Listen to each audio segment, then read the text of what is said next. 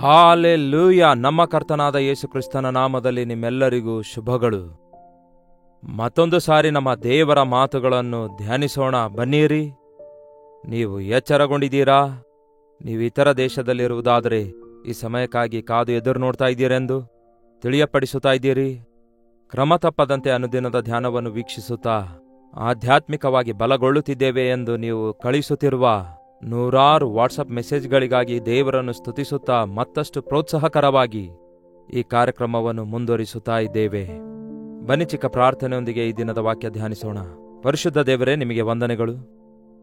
ಮತ್ತೊಂದು ಸಾರಿ ಈ ಉದಯಕಾಲ ಸಮಯದಲ್ಲಿ ನಿಮ್ಮ ಮಾತುಗಳು ನಮ್ಮ ಹೃದಯಗಳನ್ನು ಪವಿತ್ರಗೊಳಿಸುವಂತೆ, ವಿಶಾಲಗೊಳಿಸುವಂತೆ, ಪರಿಪೂರ್ಣತೆಯೊಳಗೆ ನಡೆಸುವಂತೆ ನಮ್ಮೊಂದಿಗೆ ಮಾತಾಡಿರೆಂದು ಕ್ರಿಸ್ತನ ನಾಮದಲ್ಲಿ ಬೇಡುತ್ತೇನೆ ತಂದೆಯೇ, ಆಮೇನ್. ದೇವರಿಗೆ ಸ್ತೋತ್ರ. ಈ ದಿನ ಶುಕ್ರವಾರ ಬಂದ ಕೂಡಲೇ ನಮ್ಮ ಸಭೆಗಳಲ್ಲಿ ಉಪವಾಸ ಪ್ರಾರ್ಥನೆ ಇರುತ್ತೆ. ನಿಮ್ಮಲ್ಲಿ ಎಷ್ಟು ಜನ ಉಪವಾಸ ಪ್ರಾರ್ಥನೆಯಲ್ಲಿ ಪಾಲ್ಗೊಳ್ಳುವಂಥವರಾಗಿದ್ದೀರಿ?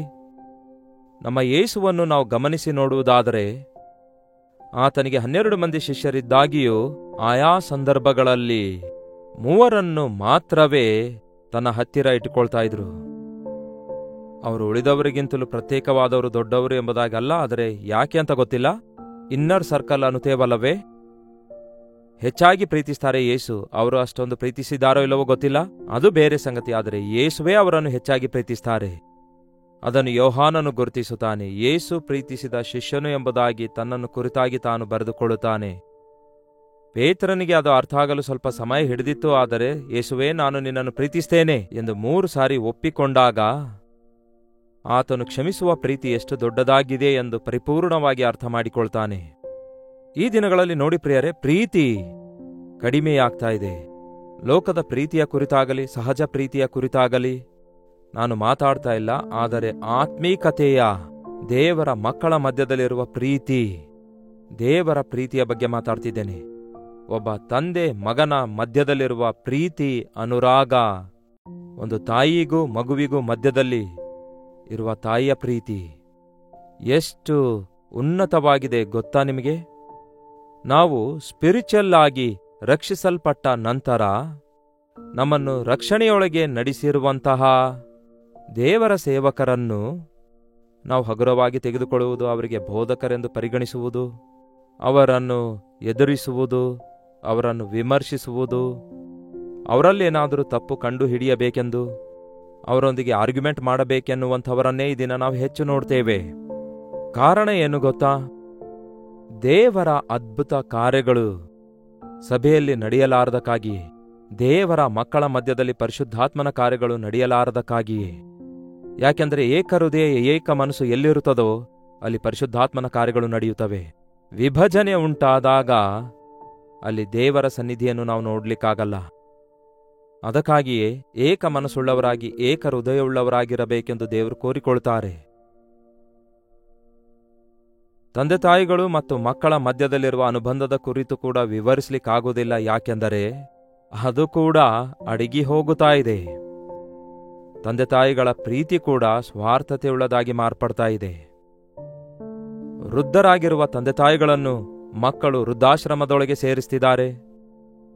ಪ್ರೀತಿ, ದಯೆ ತೋರಿಸುತ್ತಾ ಇಲ್ಲ ಎಂಬ ವಿವಾದ ಒಂದು ಕಡೆ ಇದ್ರೆ, ನಮ್ಮ ತಂದೆ ತಾಯಿಗಳು ನಮ್ಮನ್ನು ಬಿಟ್ಟು ಅವರು ತಮ್ಮ ಇಷ್ಟಾನುಸಾರವಾಗಿರ್ತಾ ಇದ್ದಾರೆ. ನಮ್ಮನ್ನು ಹಾಸ್ಟೆಲ್ನಲ್ಲಿ ಸೇರಿಸ್ತಿದ್ದಾರೆ, ನಮ್ಮಿಂದ ದೂರ ಇರಬೇಕೆಂದು ಪ್ರಯತ್ನಿಸ್ತಿದ್ದಾರೆ ಎಂದು ಹೇಳುವ ಮಕ್ಕಳು ಕೂಡ, ಮಕ್ಕಳಂದ್ರೆ ಬೆಳೆದಿರುವ ದೊಡ್ಡ ಮಕ್ಕಳು ಬಹಳಷ್ಟು ಜನ ಇದ್ದಾರೆ.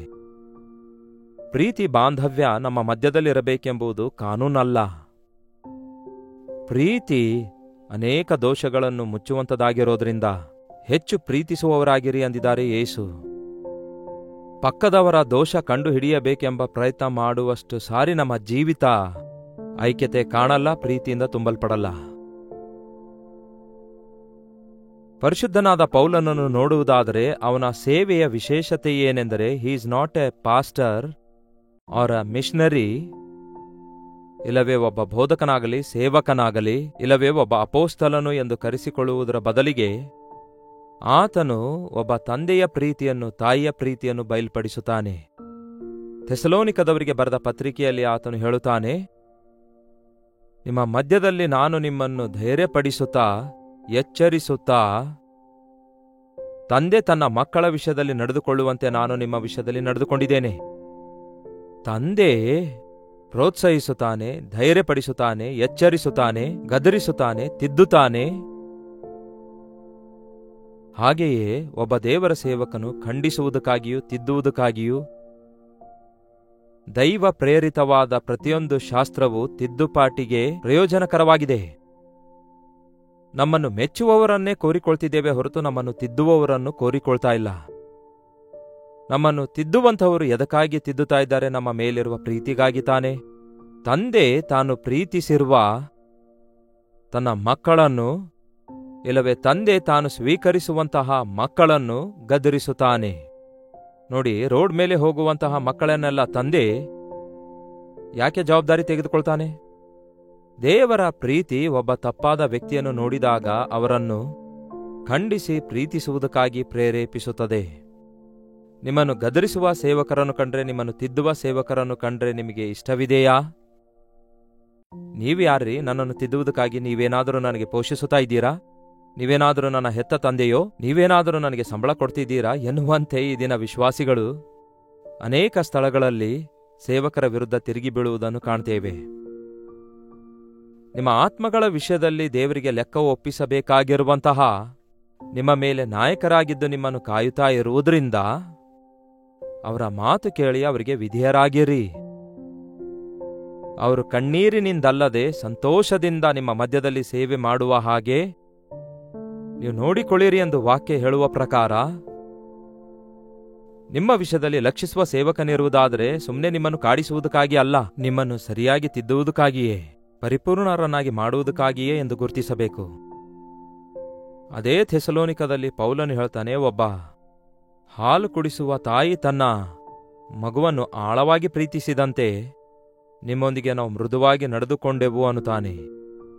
ಒಬ್ಬ ತಾಯಿಯನ್ನು ನೋಡಿರಿ, ಎಷ್ಟು ಅಪಾರ ಪ್ರೀತಿ ತೋರಿಸ್ತಾಳೆಂದು, ಎಷ್ಟು ಅಪ್ಪಿಕೊಳ್ತಾಳೆಂದು, ಎಷ್ಟು ಮುದ್ದಾಡಿ ಪ್ರೀತಿ ಮಾಡುತ್ತಾಳೆಂದು ಗೊತ್ತಾಗುತ್ತೆ. ಮಕ್ಕಳ ತಪ್ಪನ್ನು ಹೊಟ್ಟೆಯಲ್ಲಿಟ್ಕೊಂಡು ಯಾರಿಗೂ ಹೇಳದೆ ಹೇಗೆ ಒಳಗಡೆ ನುಂಗುತ್ತಾ ವೇದನೆ ಪಡುತ್ತಾಳೆಂದು ಗೊತ್ತಾಗುತ್ತೆ. ಹಾಗೆಯೇ ಒಬ್ಬ ನಿಜವಾದ ಸೇವಕನು ಗದರಿಸಿ ಖಂಡಿಸುವುದು ಮಾತ್ರವಲ್ಲ, ಒಬ್ಬ ತಾಯಿಯಂತೆ ಪ್ರೀತಿ ತೋರಿಸುವಂಥದ್ದಾಗಿದೆ, ಮೃದುವಾಗಿ ಅವರೊಂದಿಗೆ ಪ್ರವರ್ತಿಸುವಂಥದ್ದಾಗಿದೆ.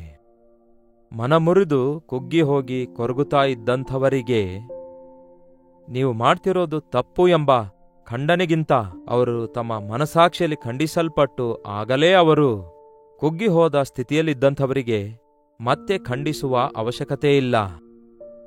ಮತ್ತೆ ಖಂಡಿಸುವುದಾದರೆ ಅವರು ಇನ್ನು ಮುರಿದು ಹೋಗ್ತಾರೆ, ಎರಡು ತುಂಡಾಗ್ತಾರೆ, ಅವರ ಹೃದಯ ಕಲ್ಲಾಗ್ತದೆ, ಮೊಂಡರಾಗ್ಬಿಡ್ತಾರೆ, ಇಲ್ಲವೇ ಕುಗ್ಗಿ ಹೋಗ್ತಾರೆ. ಅವರಿಗೊಬ್ಬ ಆದರಣೆಯ ಕರ್ತನಿದ್ದಾನೆ.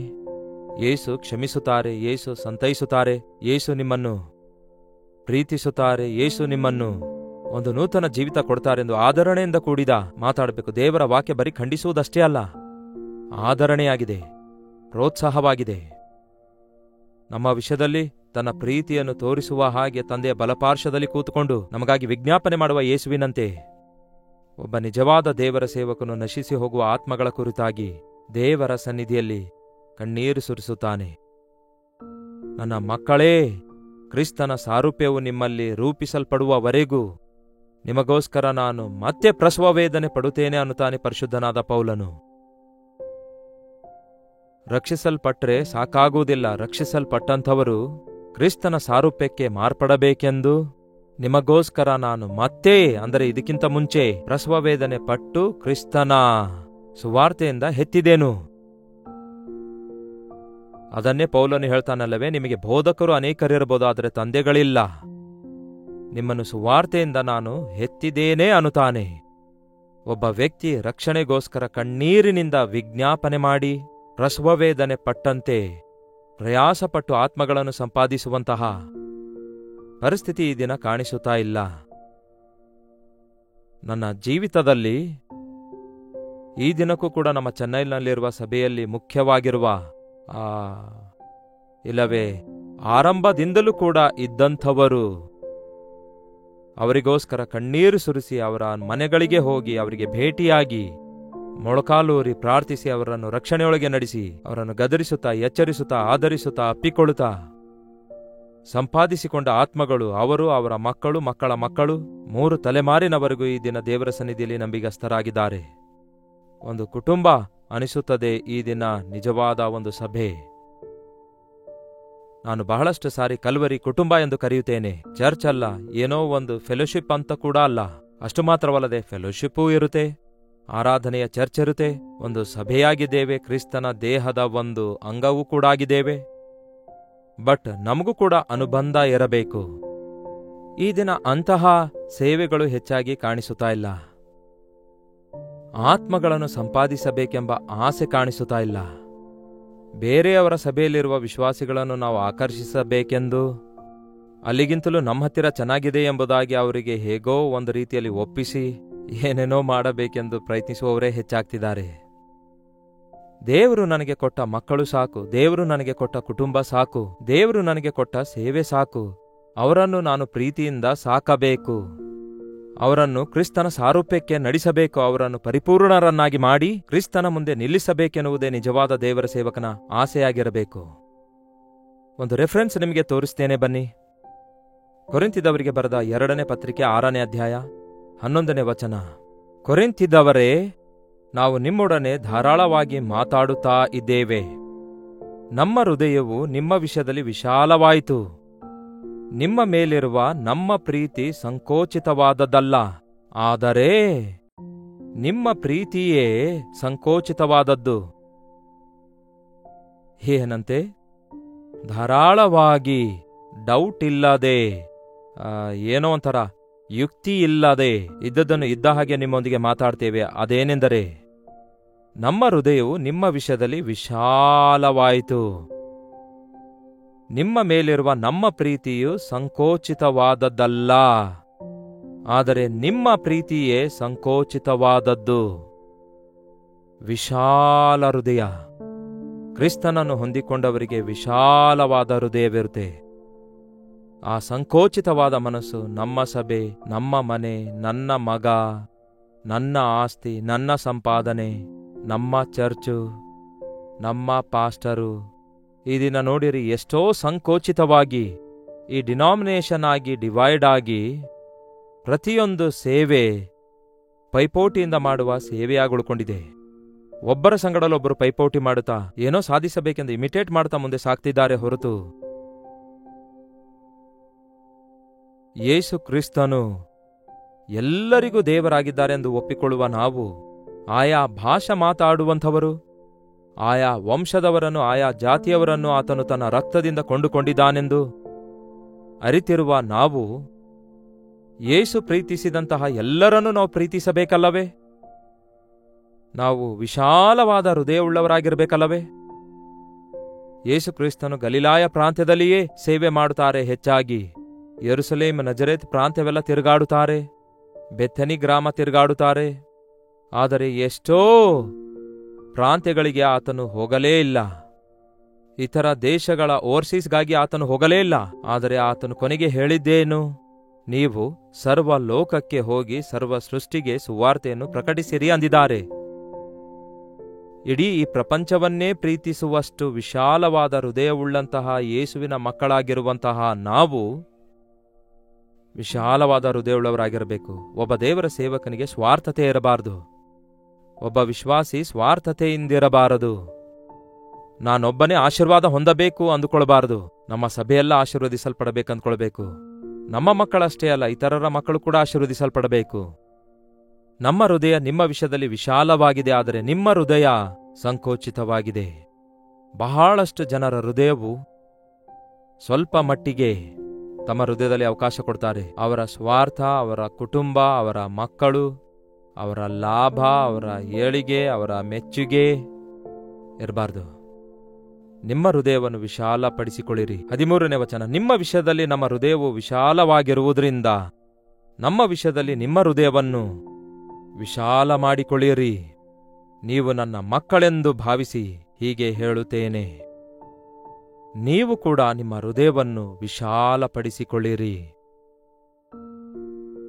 ನಮಗೆ ದೇವರು ಕೊಟ್ಟಿರುವ ಸಕಲ ಆಶೀರ್ವಾದಗಳನ್ನು ನಾವು ಮಾತ್ರ ಅನುಭವಿಸುವಂಥದ್ದಲ್ಲ, ಎಲ್ಲರಿಗೂ ಹಂಚಬೇಕು. ನಮ್ಮ ಸಭೆ ಮಾತ್ರ ಆಶೀರ್ವದಿಸಲ್ಪಡಬೇಕಂತಲ್ಲ, ಎಲ್ಲಾ ಸಭೆಗಳು ಆಶೀರ್ವದಿಸಲ್ಪಡಬೇಕು. ನಮ್ಮ ಕುಟುಂಬವೇ ಅಭಿವೃದ್ಧಿ ಆಗಬೇಕಂದುಕೊಳ್ಳುವಂಥದ್ದಲ್ಲ, ಪ್ರತಿಯೊಬ್ಬರೂ ದೇವರ ಕೃಪೆಯಲ್ಲಿ ಅಭಿವೃದ್ಧಿ ಆಗಬೇಕು ಎಂಬ ವಿಶಾಲವಾದ ಮನಸ್ಸಿರಬೇಕು. ನೀವು ಅಭಿವೃದ್ಧಿ ಆಗುತ್ತಿರುವ ಹಾಗೆ ನಿಮ್ಮ ಸಭಾಪಾಲಕನಾಗಿ, ನಿಮ್ಮ ನಾಯಕನಾಗಿ, ನಿಮ್ಮ ಆತ್ಮಿಕ ತಂದೆಯಾಗಿ, ನಿಮ್ಮನ್ನು ಹೆತ್ತಿರುವ ತಂದೆ ತಾಯಿಗಳನ್ನು ಕೂಡ ನೀವು ಪ್ರೀತಿಸುವಷ್ಟು ನಿಮಗೆ ವಿಶಾಲವಾದ ಹೃದಯ ಇರಬೇಕು. ಅಷ್ಟು ಮಾತ್ರವಲ್ಲ, ಯೇಸು ಕ್ರಿಸ್ತನನ್ನು ಪ್ರೀತಿಸುವಷ್ಟು ವಿಶಾಲವಾದ ಹೃದಯವುಳ್ಳವರಾಗಿರಬೇಕು. ಒಂದು ಹೊತ್ತು ಆಹಾರವಿಲ್ಲದೆ, ವಸ್ತ್ರವಿಲ್ಲದೆ, ಬಡತನದಲ್ಲಿರುವ, ಬೀದಿಯಲ್ಲಿರುವ, ಆಶ್ರಮದಲ್ಲಿದ್ದವರಿಗೂ ಕೂಡ ಅಪಾರವಾದ ಪ್ರೀತಿ ಮಾಡಬಲ್ಲಂತಹ ವಿಶಾಲವಾದ ಹೃದಯ ಇರಬೇಕು. ಸಂಕೋಚಿತವಾದ ಜಿಪುಣತನದಿಂದ ಕೂಡಿರುವ, ಸ್ವಾರ್ಥತೆಯಿಂದ ಕೂಡಿದ ಹೃದಯದಲ್ಲಿ ಕ್ರಿಸ್ತನು ಬಂದಾಗ ನಮ್ಮ ಹೃದಯ ವಿಶಾಲವಾಗಿ ಮಾಡಲ್ಪಡ್ತವೆ. ನಿಮ್ಮ ಮನೆಯಲ್ಲಿ ಪಕ್ಷಪಾತವಿಲ್ಲದೆ ನಿಮ್ಮ ಮಕ್ಕಳನ್ನು ಬೆಳೆಸುತ್ತಾ ಇದ್ದೀರಾ? ನಿಮ್ಮ ಕುಟುಂಬ ಸದಸ್ಯರನ್ನು ನೀವು ಪ್ರೀತಿಸುತ್ತಿರುವ ಹಾಗೆ, ನೀವು ಅಭಿವೃದ್ಧಿ ಹೊಂದುತ್ತಿರುವ ಹಾಗೆ ನಿಮ್ಮ ತಂದೆ ತಾಯಿಗಳನ್ನು ಘನಪಡಿಸುತ್ತಾ ಇದ್ದೀರಾ? ನಿಮ್ಮ ಕುಟುಂಬದವರಿಗೆ ಆಶೀರ್ವಾದಕರವಾಗಿದ್ದೀರಾ? ಆವಾಗಲೇ ನಿಮ್ಮ ಭಕ್ತಿ ಇತರರು ನಂಬುತ್ತಾರೆ. ದೇವರೇ, ನಮಗೂ ವಿಶಾಲ ಹೃದಯ ದಯಪಾಲಿಸಿರೆಂದು ಬೇಡಿಕೊಳ್ಳೋಣವೇ? ಪ್ರಾರ್ಥನೆ. ಪರಿಶುದ್ಧ ದೇವರೇ, ಪ್ರೀತಿಯುಳ್ಳ ತಂದೆಯೇ, ಸ್ವಾರ್ಥಭರಿತವಾದ, ಸಂಕೋಚಿತವಾದ ಪ್ರೀತಿಯನ್ನು ನಾವು ಹೊಂದಿಕೊಂಡಿರುವವರಾಗಿರದೆ ವಿಶಾಲವಾದ ಹೃದಯವುಳ್ಳವರಾಗಿ ನಿಸ್ವಾರ್ಥವಾದ ಕ್ರಿಸ್ತನ ಪ್ರೀತಿಯೊಂದಿಗೆ ತುಂಬಲ್ಪಟ್ಟವರಾಗಿ ನಿಮ್ಮ ಪ್ರೀತಿಯನ್ನು ಎಲ್ಲರಿಗೂ ಹಂಚುವಷ್ಟು, ನಿಮ್ಮ ದಿವ್ಯದಾನಗಳನ್ನು ಎಲ್ಲರೂ ಅನುಭವಿಸುವಷ್ಟು, ನಾವು ನಿಮ್ಮ ನಾಮವನ್ನು ಮಹಿಮೆ ಪಡಿಸುವಷ್ಟು ನಿಮ್ಮ ಪರಿಶುದ್ಧಾತ್ಮನನ್ನು ನಮ್ಮ ಮೇಲೆ ಸುರಿಯ ಮಾಡಿರಿ ದೇವರೇ. ಈ ಸಂಕೋಚಿತವಾದ, ಸ್ವಾರ್ಥತೆಯಿಂದ ಕೂಡಿರುವ, ಯೋಚನೆಗಳಿಂದ ಕೂಡಿರುವ ನಮ್ಮ ಜೀವಿತದಲ್ಲಿ ದೊಡ್ಡ ಮಾರ್ಪಡುವಿಕೆ ಉಂಟಾಗುವ ಹಾಗೆ ಪರಿಶುದ್ಧಾತ್ಮನನ್ನು ನಮ್ಮ ಮೇಲೆ ಸುರಿಯ ಮಾಡಿರಿ. ಜನರೆಲ್ಲರಿಗೆ ಸಾರಬೇಕಾದ ಶುಭವಾರ್ತೆಯನ್ನು ತಿಳಿಯಪಡಿಸುವುದಕ್ಕಾಗಿ, ಸರ್ವಲೋಕಕ್ಕೆ ಹೋಗಿ ಸರ್ವಸೃಷ್ಟಿಗೆ ಯೇಸುವಿನ ಪ್ರೀತಿ ವ್ಯಕ್ತಪಡಿಸುವುದಕ್ಕಾಗಿ, ಒಬ್ಬನಾದರೂ ನಾಶವಾಗುವುದು ನನಗೆ ಇಷ್ಟವಿಲ್ಲ ಎಂದು ಯೇಸು ಹೇಳಿರುವ ಮಾತಿನ ಪ್ರಕಾರ ಎಲ್ಲರಿಗೂ ಯೇಸುವಿನ ಪ್ರೀತಿ ಹಂಚುವುದಕ್ಕಾಗಿಯೂ ನಮ್ಮಲ್ಲಿ ಪ್ರತಿಯೊಬ್ಬೊಬ್ಬರಿಗೂ ಸಹಾಯ ಮಾಡಿರೆಂದು ಕ್ರಿಸ್ತನ ನಾಮದಲ್ಲಿ ಬೇಡುತ್ತೇನೆ ತಂದೆಯೇ, ಆಮೇನ್. ತಂದೆಯಾದ ದೇವರ ಪ್ರೀತಿಯೂ, ಮಗನಾಗಿರುವ ಕ್ರಿಸ್ತನ ಕೃಪೆಯೂ, ಆದರಣೆಕರ್ತನಾದ ಪವಿತ್ರಾತ್ಮನ ಸಹವಾಸವು ಕೂಡಿ ಬಂದಿರುವ ನಮ್ಮೆಲ್ಲರ ಸಂಗಡ ಇಂದಿಗೂ ಸದಾಕಾಲಕ್ಕೂ ನೆಲೆಯಾಗಿರಲಿ. ಆಮೇನ್. ದೇವರಿಗೆ ಸ್ತೋತ್ರ. ನಿಮ್ಮ ಪ್ರಾರ್ಥನಾ ಮನವಿಗಳನ್ನು 8939731313 ನಂಬರ್ಗೆ ಹಾಗೂ ಹೊರದೇಶದಿಂದಲೂ ಸಹ ವೀಕ್ಷಿಸುವುದಾದರೆ ಕೊಡಲ್ಪಟ್ಟ ಇದೇ ನಂಬರ್ಗೆ ಒಂದು ಟೆಕ್ಸ್ಟ್ ಇಲ್ಲವೇ ವಾಯ್ಸ್ ಮೆಸೇಜ್ ಅನ್ನು ವಾಟ್ಸಪ್ ಕಳಿಸಿಕೊಡಿರಿ. ಎಲ್ಲವನ್ನು ಪರಿಶೀಲಿಸಿ ಪ್ರಾರ್ಥಿಸುತ್ತಿದ್ದೇವೆ, ನೀವು ಕೂಡ ಪ್ರಾರ್ಥಿಸಿರಿ. ಕರ್ತನ ಚಿತ್ತವಿರುವುದಾದರೆ ಮತ್ತೆ ನಾಳೆ ಭೇಟಿಯಾಗೋಣ. ಈ ದಿನ ಶುಕ್ರವಾರವಲ್ಲವೋ? ಕರ್ತನ ಸಭೀಕರಾಗಿ ಉಪವಾಸವಿರಬೇಕು. ನೀವು ಕೂಡ ಉಪವಾಸವಿದ್ದು ಪ್ರಾರ್ಥಿಸ್ತೀರೆಂದು ನಂಬುತ್ತೇನೆ. ನಿಮ್ಮ ಸಭೆಯಲ್ಲಿರುವ ಉಪವಾಸ ಪ್ರಾರ್ಥನೆಯಲ್ಲಿ ಪಾಲ್ಗೊಂಡು ದೈವಾಶೀರ್ವಾದ ಹೊಂದಿಕೊಳ್ಳಿರಿ. ಅಲ್ಲಿವರೆಗೂ ದೇವರ ಮಹಾಕೃಪೆ ನಿಮ್ಮೆಲ್ಲರೊಂದಿಗಿರಲಿ.